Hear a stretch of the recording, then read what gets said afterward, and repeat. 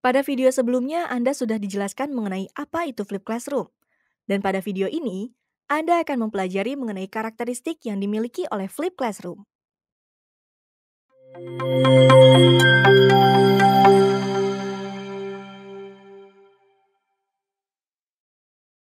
Dalam penerapan Flip Classroom, Anda sebagai guru harus memahami terlebih dahulu mengenai karakteristik dari Flip Classroom.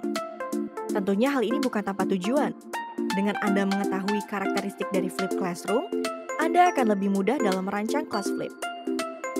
Tentu saja, Anda juga akan lebih mudah untuk menggunakan rancangan yang sebelumnya Anda buat untuk kelas tradisional dan disesuaikan dengan penerapan Flip Classroom berdasarkan karakteristik dari Flip Classroom itu sendiri. Karakteristik dari Flip Classroom yang pertama adalah perubahan penggunaan waktu kelas. Sesuai namanya, yaitu Flip Classroom, yang berarti kelas terbalik, maka proses kelas ini akan membalik proses kelas tradisional. Flip Classroom akan melakukan proses belajar yang biasanya dilakukan di kelas menjadi di luar kelas, dan proses belajar di luar kelas menjadi di dalam kelas. Jadi, memang Flip Classroom ini dirancang untuk membalik waktu pelaksanaan belajarnya. Karakteristik dari Flip Classroom yang kedua adalah kegiatan di dalam kelas tradisional dilakukan di luar kelas. Belajar adalah kegiatan yang biasanya dilakukan di kelas. Namun pada Flip Classroom, kegiatan belajar dilakukan di luar kelas. Hal ini bisa diuraikan lebih lanjut, di mana proses mengajar yang biasa dilakukan di kelas pada proses pembelajaran tradisional, maka dalam Flip Classroom akan dilakukan di luar kelas, khususnya sebelum kelas berlangsung. Jadi, Anda sebagai guru akan menyiapkan konten materi yang akan diberikan kepada siswa dan akan dipelajari terlebih dahulu.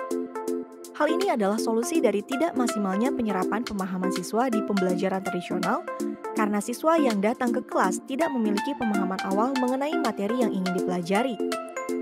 Maka dari itu, kelas akan didominasi dengan kegiatan mendengar dan mencatat apa yang dikatakan guru.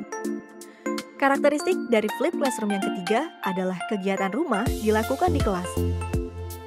Seperti yang Anda ketahui, bahwa biasanya proses penugasan dan PR kelas tradisional dilakukan di luar kelas.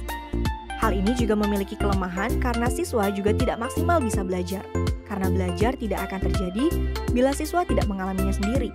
Maka dari itu, pada Flip Classroom, semua pendalaman materi akan dilakukan di dalam kelas, dengan melakukan berbagai aktivitas belajar yang berkesinambungan dari materi yang sebelumnya siswa pelajari sebelum masuk ke dalam kelas.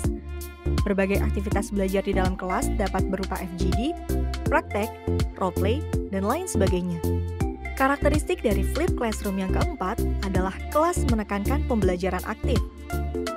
Kegiatan belajar di kelas pada penerapan Flip Classroom memanfaatkan pengetahuan awal siswa yang telah mendapat materi sebelum masuk kelas.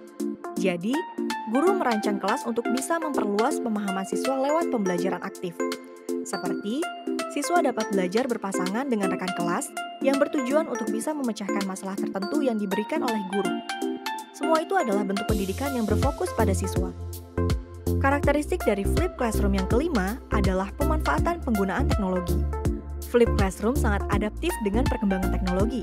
Dalam penerapannya, Flip Classroom sangat memanfaatkan teknologi yang ada, khususnya dalam distribusi materi yang harus dipelajari siswa sebelum masuk ke kelas.